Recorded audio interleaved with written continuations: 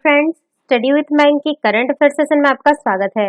ये current affair SSC, banking, railway, state PCS, CDS, CAPF, NDA और other competitive exam आदि में सहायक होंगे। आज की डेट है 16 नवंबर 2020। तो चलिए आज का करंट अफेयर शुरू करते हैं। आज का पहला प्रश्न है, हाल ही में चर्चा में रहा विवाद से विश्वास योजना कौन से मंत्रालय से संबंधित है? ऑप्शन ए वित्त मंत्रालय, ऑप्शन बी वाणिज्य और उद्योग मंत्रालय, ऑप्शन सी कानून और न्याय मंत्रालय, ऑप्शन डी कार्मिक जन शिकायत और पेंशन मंत्रालय।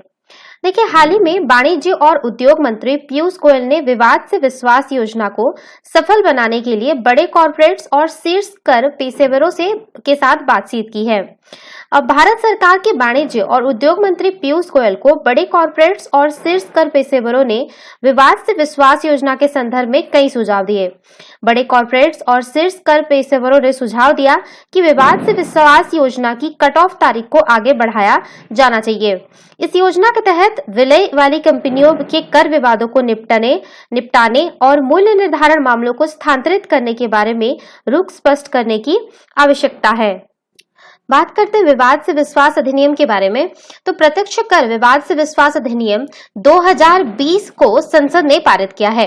इस अधिनियम में आयकर और निगम कर से संबंधित लंबित कर विवादों के समाधान के लिए एक तंत्र प्रदान किया गया है। केंद्र सरकार को इस योजना के माध्यम से 90% आयकर विवादों को हल करने की उम्मीद है।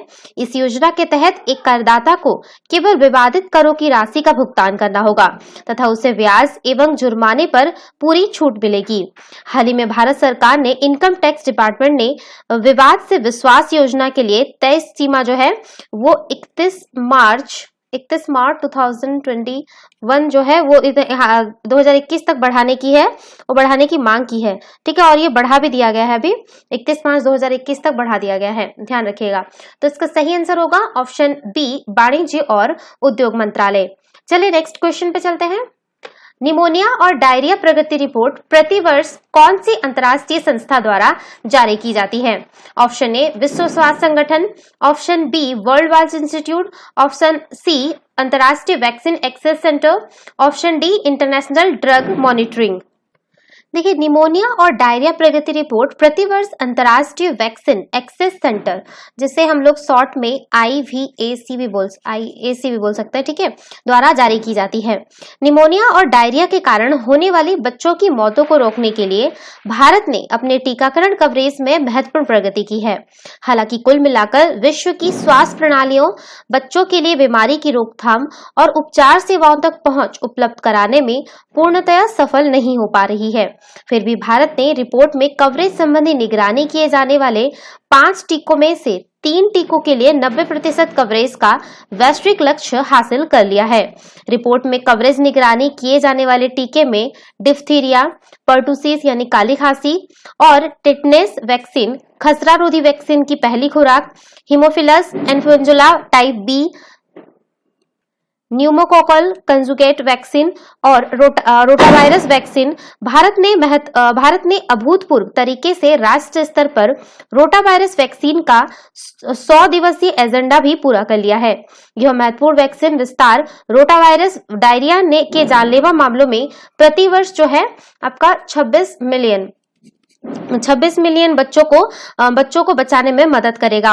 हालांकि भारत उपचार के लिए निर्धारित सभी 4 लक्ष्यों स्तनपान एवं टीकाकरण, देखभाल की मांग और एंटीबायोटिक दवाओं, ओरल डिहाइड्रेशन सोल्यूशन यानी ORS जिसको बोलते हैं, और जिंक अनुपूरण को पूरा करने में विफल रहा है।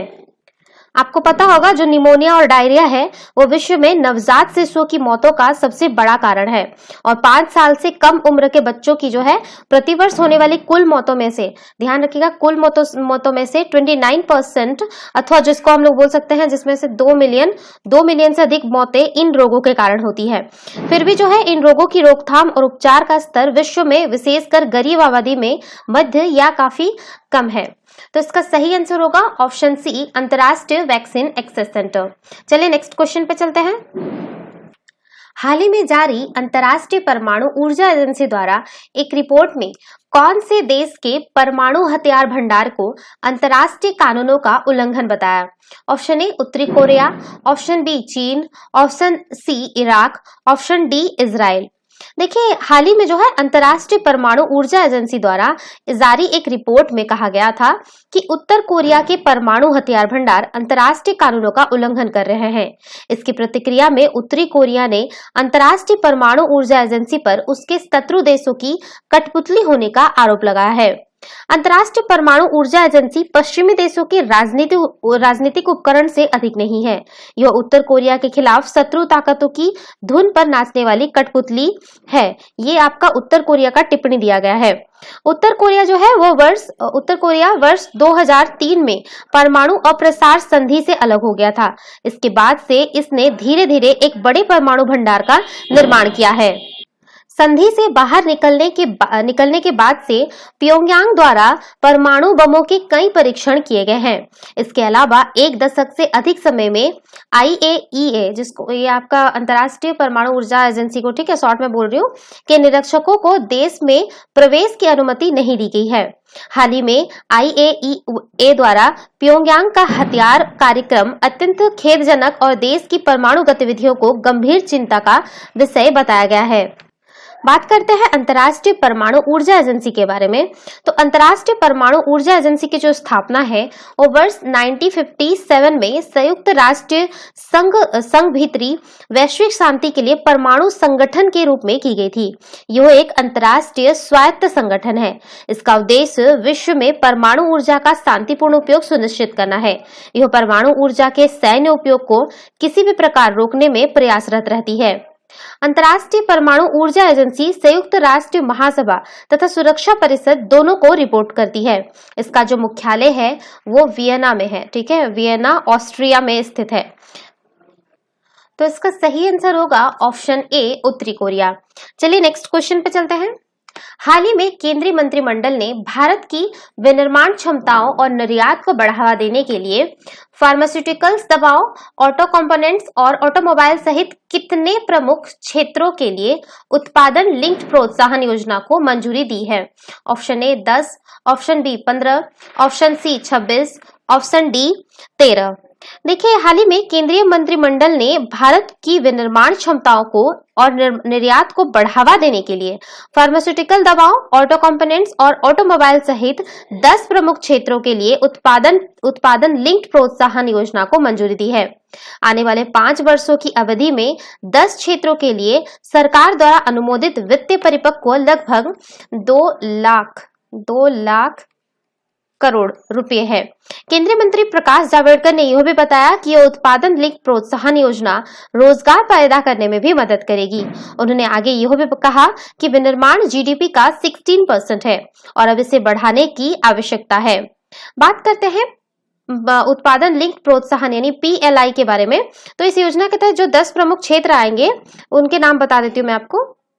इसमें आपका एडवांस केमिस्ट्री, सेल बैटरी प्रौद्योगिकी, इलेक्ट्रॉनिक उत्पाद, ऑटोमोबाइल और ऑटो कंपोनेंट्स, फार्मास्यूटिकल और दवाएं, दूरसंचार और नेटवर्किंग उत्पाद, कपड़ा उत्पाद, खाद्य उत्पाद, उच्च क्षमता वाले सौर फोटोवोल्टिक मॉड्यूल्स, सफेद सामान जैसे कि आपका LED और AC और स्पेशलिटी बैटरी, ठीक है। ये जो है 10 प्रमुख क्षेत्र हैं जहां पे ये उत्पादन लिंक प्रोत्साहन योजना को अभी मंजूरी दिया गया है, ठीक है। तो इसका सही आंसर होगा ऑप्शन ए 10। चलिए नेक्स्ट क्वेश्चन पे चलते हैं।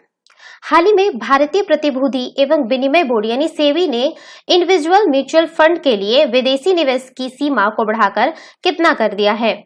Option A $600 million, option B $800 million, option C $500 million, option D $900 million.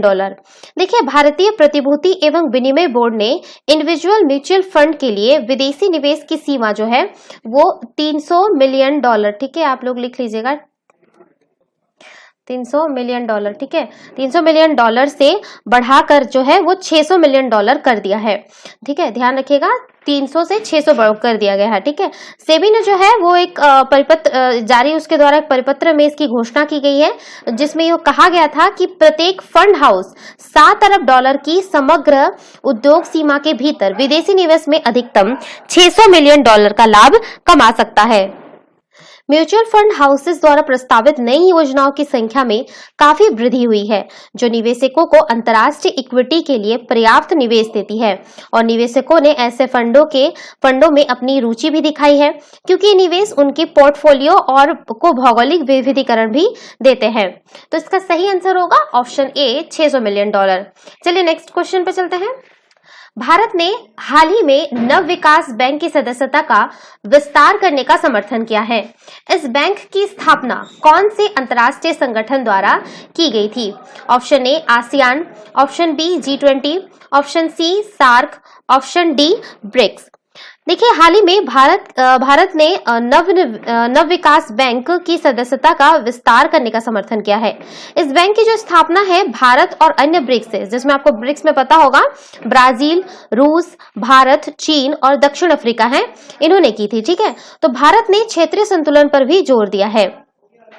देखिए, केंद्रीय वित्त मंत्री निर्मला सीतारमण ने रूस की अध्यक्षता में 9 नवंबर 2020 को ब्रिक्स के वित्त मंत्रियों और केंद्रीय बैंक गवर्नरों की पहली बैठक में भाग लेते हुए कहा कि सहमति वाले समाधान से कर प्रणाली में निष्पक्षता, समानता और स्थिरता सुनिश्चित हो सकेगी। बात करते हैं न्यू डेवलपमेंट बैंक के बारे में। तो ये जो आपको अभी तो बताई मैं आपको कि ये जो है आपका ब्रिक्स देशों द्वारा इसका स्थापित किया जाता है और जो संचालन है एक बहुपक्षीय विकास बैंक है, ठीक है। ब्रिक्स द्वारा संचालित एक बहुपक्षीय विकास बैंक है। इसे अमेरिकी वर्चस्व वाले मौजूदा विश्व बैंक और अंतर्राष्ट्रीय मुद्रा कोष के विकल्प के रूप में यह देखा जा रहा है। इसका मुख्यालय जो है चीन के संघाई में है। विश्व बैंक के विपरीत जो पूंजीगत हिस्से के आधार पर वोटों को प्रदान करता है, न्यू डेवलपमेंट बैंक के प्रत्येक भागीदार देश को एक वोट आवंटित है और किसी भी देश के पास वीटो शक्ति नहीं है। इस बैंक का उद्देश्य ब्रिक्स देशों और अन्य उभरती तथा विकासशील अर्थव्यवस्था की सतत विकास की मूलभूत परियोजनाओं के लिए वित्तीय संसाधन जुटाना है। तो इसका सही आंसर होगा ऑप्शन डी, ब्रिक्स। चलिए नेक्स्ट क्वेश्चन पे चलते हैं। हाल ही में विश्व स्वास्थ्य संगठन ने कौन से देश के एक वैश्विक पारंपरिक औषधि केंद्र स्थापित करने की घोषणा की है? Option A Bharat, option B Indonesia, option C Sri Lanka, option D Bangladesh. देखिए, विश्व स्वास्थ्य संगठन ने घोषणा की है कि वो भारत में पारंपरिक दवाओं के लिए एक वैश्विक केंद्र की स्थापना करेगा, जिस पर प्रधानमंत्री नरेंद्र मोदी ने विश्वास जताया कि जिस तरह देश दुनिया की फार्मेसी के तौर पर उभरा है, वैसे ही WHO का संस्थान वैश्विक स्वास्थ्य का केंद्र बनेगा। प्रधानमंत्री मोदी ने 5वें आयुर्वेद दिवस के अवसर आयोजित कार्यक्रम में एक वीडियो संदेश में WHO के महानिदेशक टेड्रोस अधानोम घेब्रेयेसस ने एक वीडियो संदेश के माध्यम से उक्त घोषणा की है। इसी कार्यक्रम में प्रधानमंत्री ने जयपुर और जामनगर में 2 आयुर्वेदिक संस्थानों को वीडियो कॉन्फ्रेंस से देश को समर्पित किया। गुजरात के जामनगर स्थित आयुर्वेद अध्यापन एवं अनुसंधान संस्थान और जयपुर का राष्ट्रीय आयुर्वेद संस्थान देश में आयुर्वेद के प्रमुख संस्थान है।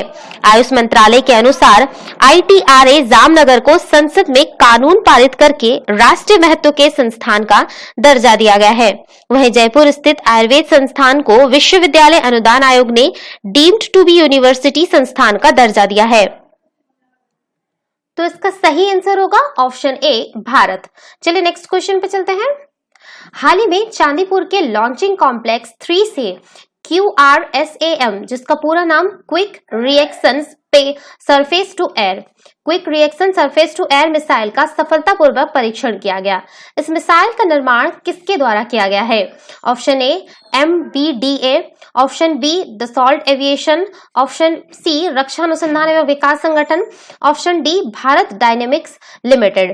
देखिए, जो हाल ही में भारत ने चांदीपुर के लॉन्चिंग कॉम्प्लेक्स 3 से QRSAM यानी quick reaction surface to air missile का सफलतापूर्वक परीक्षण किया है। इसने एक चालक रहित विमान पर सटीक निशान साधा है। ये आप लोग सरफेस ऐसे होगा, ठीक है, गलती हो गया, ये से लिख दीजिएगा सरफेस। ओके, तो मिसाइल को जो है ट्रक आधारित लॉन्च यूनिट से उड़ाया गया है। रक्षा सूत्रों की माने तो इसे एक कनस्तर में रखाया जा सकता है। साथ ही इसे इलेक्ट्रॉनिक काउंटर सिस्टम से लैस है, जिसमें एयरक्राफ्ट रडार के जैमर के खिलाफ जाकर मार कर सकता है। इसके लिए ठोस ईंधन का उपयोग होता है। इस मिसाइल की जो रेंज है वो 25 से 30 किलोमीटर तक है। इसका पहला परीक्षण जो है आपका जून 2017 में हुआ था। ध्यान रखिएगा, पहला परीक्षण ये जून 2017 में हुआ था। QRSAM मिसाइल के परीक्षण के चंद मिनट बाद बंसी रॉकेट, ये ध्यान रखिएगा, बंसी रॉकेट, ठीक है, सॉरी, रॉकेट का, ठीक है, बंसी रॉकेट का भी सफलतापूर्वक परीक्षण किया है। दोनों परीक्षण पूरी तरह से 100% सफल होने का दावा किया जा रहा है। इस उपलब्धि पर रक्षा मंत्री राजनाथ सिंह और DRDO के चेयरमैन जी सतीश रेड्डी ने विज्ञानियों को धन्यवाद दी है। मालूम हो कि भारत सरकार की ओर से अपनी थल, जल और वायु सेनाओं को ताकतवर बनाने के लिए कभी दिन में तो कभी रात में ताबड़तोड़ मिसाइलों व रॉकेट का सफल परीक्षण पिछले कई महीनों से किया जा रहा है। इनमें अधिकतर जो मिसाइल है आपके जो रॉकेट जो है रक्षा अनुसंधान एवं विकास संगठन द्वारा बनाए गए हैं। तो इसका सही आंसर होगा ऑप्शन सी, रक्षा अनुसंधान एवं विकास संगठन। चलिए नेक्स्ट क्वेश्चन पे चलते हैं। हाल ही में भारत के कौन सा आर्द्रभूमियों को अंतर्राष्ट्रीय महत्व का रामसर साइट घोषित किया गया है? ऑप्शन ए आसन कंजर्वेशन रिजर्व, ऑप्शन बी कावरताल झील, ऑप्शन सी नक्की झील, ऑप्शन डी ए और बी दोनों। देखिए आपका जो है हाल ही में है कावरताल झील और आसन कंजर्वेशन रिजर्व को रामसर साइट घोषित किया गया है। ये आपका जो है आसन जो है आपका उत्तराखंड का है और कावरताल जो है आपका बिहार का है, ठीक है, कावरताल जो झील है आपका बिहार का है। ये जो है आपका 39वां आपका रामसर साइट है, ठीक है, अभी तक आपका 39 ही रामसर साइट इंडिया में है और बिहार का जो है बिहार का ये पहला है, बिहार का पहला रामसर साइट है, ध्यान रखिएगा, ठीक है। आपका ये जो झील है, बात करते हैं इस झील के बारे में, तो ये जो झील है ये 60 वर्ग किलोमीटर स्क्वायर में आपका फैला हुआ है और इसमें रामसर जिंदाल, इसमें जो है आपका पक्षी विहार भी प्रवासी पक्षियों बहुत इसमें होते हैं, बहुत संख्या में, बड़ी संख्या में मिलते हैं प्रवासी पक्षी इस झील में, ठीक है। आपका बात करते हैं ये जो गंगा नदी के उत्तरी मैदानी भाग में कांवर झील 15,780 एकड़ में फैली है। बखरी व मंझोल अनुमंडल के चौड़ाही, चेरिया, बरियारपुर, खोंदावंतपुर और गढ़पुरा अंचल में फैले इस इलाके को आपका है 20 जनवरी 1989 को कांवर पक्षी विहार घोषित किया गया था। 2 जनवरी 1989 को भी वन मंत्रालय ने कांवर को देश भर के रामसर साइट में शामिल किया था, मगर तब इसे संवारने की बात फाइलों में ही रह गई। वर्ष 2007 में अधिकारियों द्वारा रामसर साइट के दिशा निर्देशों का पालन नहीं कर पाने के कारण वन एवं पर्यावरण मंत्रालय ने इसे रामसर साइट से बाहर कर दिया। फिर यह महज देश के 94 वेटलैंड में से एक रह गया। झील की पानी हमेशा शांत व साफ रहने के कारण इसका अलग महत्व है। बात करते हैं आपका आसन कंजर्वेशन रिजर्व के बारे में, तो ये उत्तराखंड का पहला रामसर साइट घोषित किया गया है उत्तराखंड में, ठीक है, पहला है ये। आपको पता होगा कि वर्तमान समय में है जो विश्व भर में रामसर श्रेणी की जो है लगभग 2000 से अधिक झीलें रामसर श्रेणी में सम्मिलित है, ठीक है। अब देखते हैं रामसर श्रेणी क्या है। जो रामसर है वो ईरान के एक शहर का नाम है, जहां जो है आपका 1971 में आर्द्रभूमि यानी वेटलैंड को बचाने हेतु एक बड़ा सम्मेलन हुआ था। इस सम्मेलन में कई देशों ने झीलों को बचाने का संकल्प लिया था। तब से जिन झीलों को इस संरक्षित श्रेणी में रखा जाना है, इन्हें रामसर श्रेणी या रामसर साइट कहा जाता है। इनमें किसी झील के शामिल होने को काफी अहम माना जाता है, क्योंकि श्रेणी में आने के बाद उस झील के संरक्षण के लिए पूरी दुनिया मदद देती है। ध्यातव्य है कि इससे पूर्व 28 जनवरी 2020 को केंद्र सरकार ने देश की 10 झीलों को रामसर साइट घोषित किया है। इनमें से आपका उत्तर प्रदेश का 6, पंजाब की 3 व महाराष्ट्र की 1 झील शामिल है। तो इसका सही आंसर होगा ऑप्शन डी, ए और बी दोनों। चलिए नेक्स्ट क्वेश्चन पे चलते हैं। हाल ही में भारतीय प्रतिस्पर्धा आयोग ने कौन से यूपीआई मोबाइल आधारित भुगतान ऐप को बढ़ावा देने के लिए अपनी बाजार स्थिति का दुरुपयोग की जांच के आदेश दिए हैं? Option A Google Pay, option B भीम, option C PhonePe, option D Paytm. देखिए, भारतीय प्रतिस्पर्धा आयोग ने गूगल द्वारा अपनी भुगतान ऐप को बढ़ावा देने के लिए अपनी बाजार स्थिति को दुरुपयोग की जांच के आदेश दिए हैं। देखिए, बात करें मामला क्या था, तो मई माह से भारतीय प्रतिस्पर्धा आयोग एक शिकायत पर गौर कर रहा था कि गूगल अपनी गूगल पे ऐप को गलत तरीके से बढ़ावा देकर प्रतिस्पर्धा में बाधा डाल रहा है। इसके साथ ही गूगल स्मार्टफोन निर्माताओं को अपने ऐप की भुगतान प्रणाली का उपयोग करने के लिए मजबूर कर रहा है। इस घटना को संज्ञान में लेते हुए भारतीय प्रतिस्पर्धा आयोग ने कहा कि गूगल द्वारा स्मार्टफोन निर्माताओं को अपने ऐप की भुगतान प्रणाली के प्री इंस्टॉल के लिए मजबूर करना बाजार की प्रतिस्पर्धा में बाधा उत्पन्न कर सकता है, जिसकी जांच होनी चाहिए। इस मामले में भारतीय प्रतिस्पर्धा आयोग ने प्रमुख रूप से जो जांच के आदेश दिए हैं, जिसमें से 30% कमीशन के माध्यम से अपने प्रतिस्पर्धियों की लागत में वृद्धि करना, दुकानों में खरीद के लिए अपने ऐप में भुगतान को अनिवार्य बनाना, गूगल पे ऐप के पूर्व इंस्टॉलेशन और डिफॉल्ट भुगतान विकल्प के रूप में चयन प्रोत्साहित करना, स्मार्टफोन के प्ले स्टोर में गूगल पे के पक्ष में खोज परिणामों को दर्शाना, ये सब इसमें सम्मिलित है। इससे पहले 2018 में आपका भारतीय प्रतिस्पर्धा आयोग ने गूगल पर खोज पूर्वाग्रह के लिए 1.36 बिलियन का जुर्माना लगाया था। तो इसका सही आंसर होगा ऑप्शन ए गूगल पे। तो ये थे आज के करंट अफेयर। वीडियो पसंद आए तो लाइक, शेयर और कमेंट करना ना भूलें, साथ ही साथ चैनल को सब्सक्राइब करना ना भूलें। Thanks for watching. Have a nice day. Take care.